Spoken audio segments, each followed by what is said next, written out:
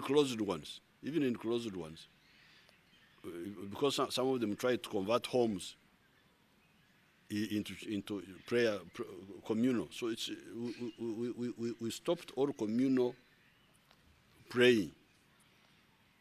The other day on Sunday, I was a preacher, and I preached to just a small group of my grandchildren, and I'm sure God was hearing us. Stop all public political rallies, cultural gatherings, or conferences. 4, ban Ugandans from moving to or through Category 1 country. That was the time when we still were allowing the airlines to land here. We didn't allow people to go to or through those countries which were bad off that time. 5, allow returning Ugandans, provided they undergo mandatory quarantine at their cost for 14 days at the venue identified by the ministry. That's when we were still allowing Ugandans to come back from abroad.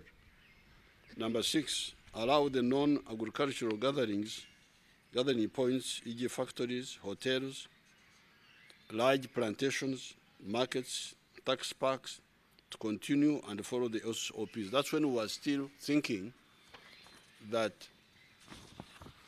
the work sites, all of them without distinction, should continue, the non-agricultural work sites, hotels and so on, and markets.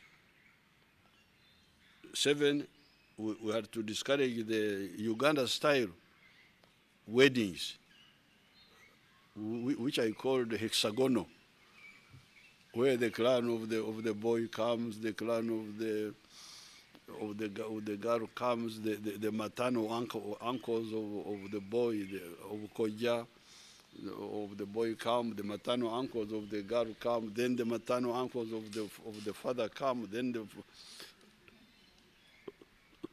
So when I tried to count how many groups were involved, I thought they were 6-sided.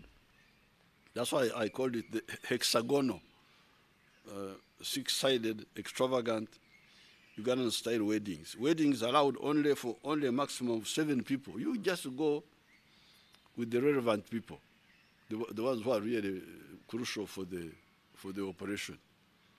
The boy and the girl, crucial. Then the priest. Then the 2 parents, this 2 for this side, 2 for the other side. I don't know whether the flower girls and all those people are necessary, but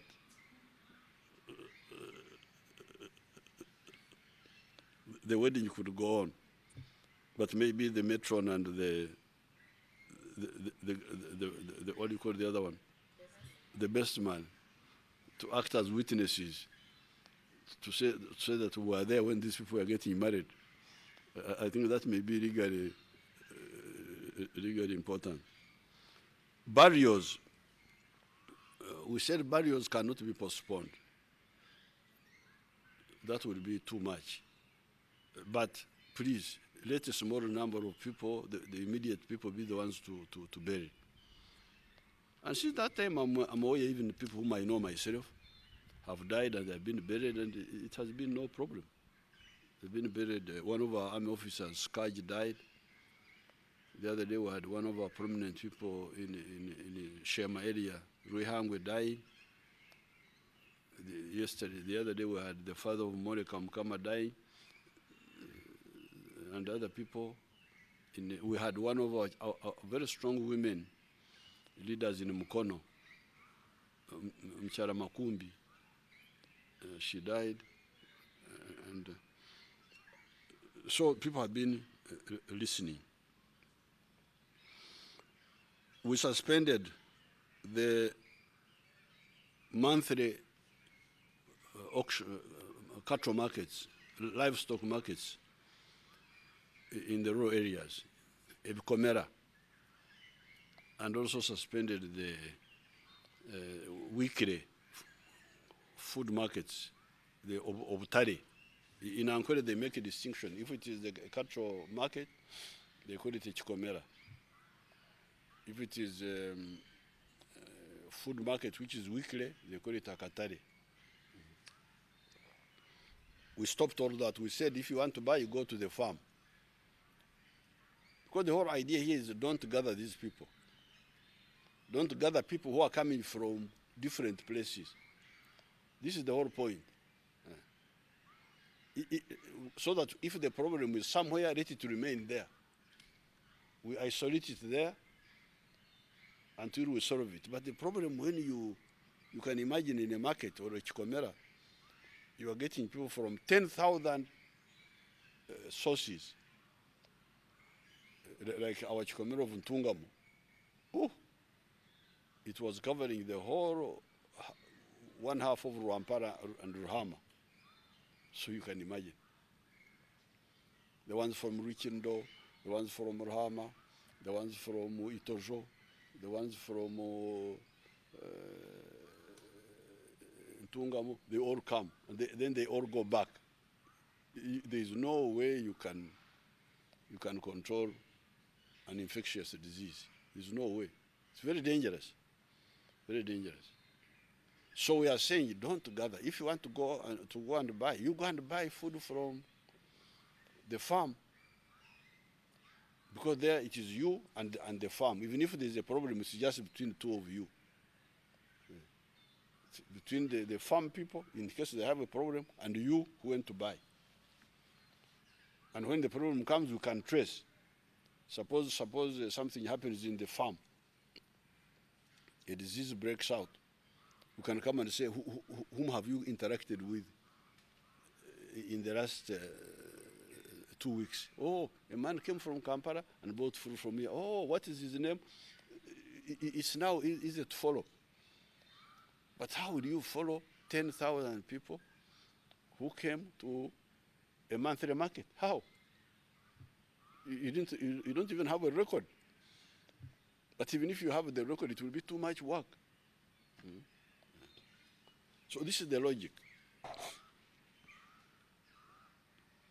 At that time, we were still allowing public transport systems of buses, minibuses, borders, to continue, provided we gave them SOPs, how to operate. That time we thought we could tell them to wash their hands, to do this, to not overload and things like that. We thought it would work. That time we suspended all the discos, the dances, the bars, sports, music shows, cinemas, and concerts. That was number 11. Number 12, we advised the public to maintain hygiene measures, such as not coughing or sneezing, no spitting, washing with soap and water or using sanitizers, regularly disinfecting surfaces such as tables, door handles, and not touching your eyes, nose, or mouth with contaminated or unwashed hands. That was number 12. We advise the public on good nutrition to strengthen the body defense system. 14, stopped all passengers coming into by air, land, or water. This was later, which we announced a bit later. Because the dates, some measures were announced on the 18th, others on the 21st, others on the 30th. We kept increasing. This came later. We stopped all passengers coming into Uganda by air, land, or water. This was now when we saw that the attempt to control them, to let them come, but we controlled them. We found it was, after the cases which came in, they were from those. The extra days we added. Had we, when we made the first announcement, I think we would have blocked many of the cases which came to surface later.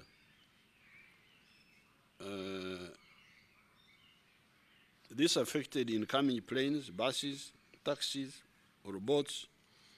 We closed Entebbe International Airport and all other border points of entry except for cargo aeroplanes and cargo vehicles.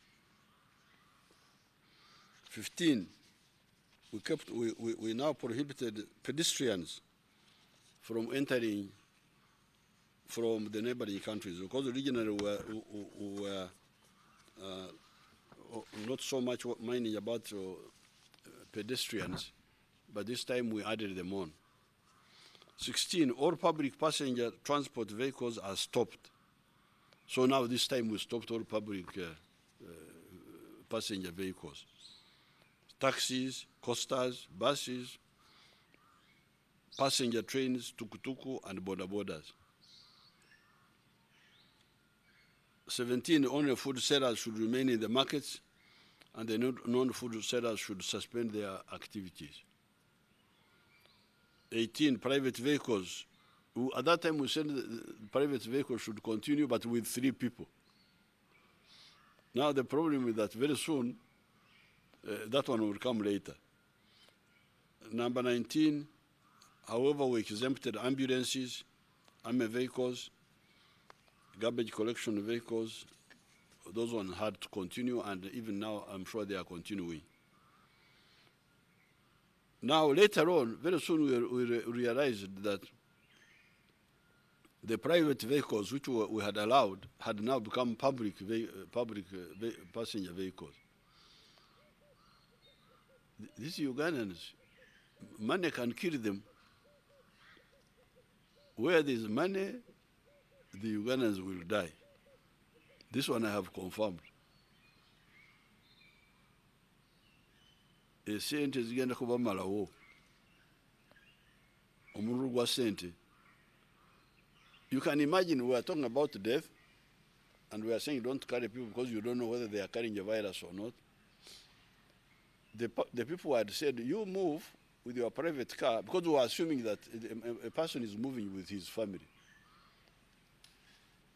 The driver and 2 children. And even then you don't go with all the children, just with 2, because we didn't want overcrowding. Or, Garvin Dizabwe, Ziriku Sente. Sente. So, the people who are private car owners, they saw now an opportunity. Katonda yebale. The tax people have been removed from the business. The border borders have been removed from the business. Now we, the car owners, are now going to become the taxis. So they would dutifully carry 2 people, but the 2 people are not family members. 2 people are bapangisa, are passengers, and they are paid a very high price, 50,000 from Kampala to Jinja. Even if you load the whole what do you call it, the whole taxi, I don't think you will get so much. To get 100,000 from 2 people, when you load 14 passengers, how much would you get between here and Jinja?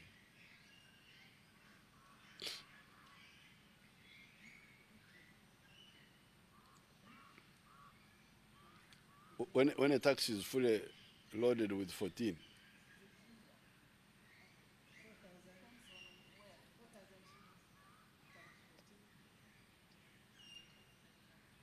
huh?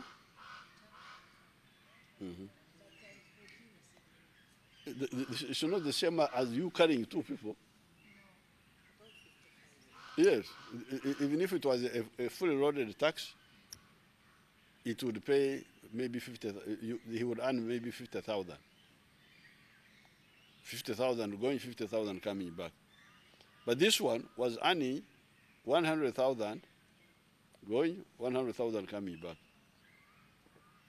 So, and of course, apart from the unchristian behavior, which one feels very sorry about, what sort of Ugandans omuru bananga wasente?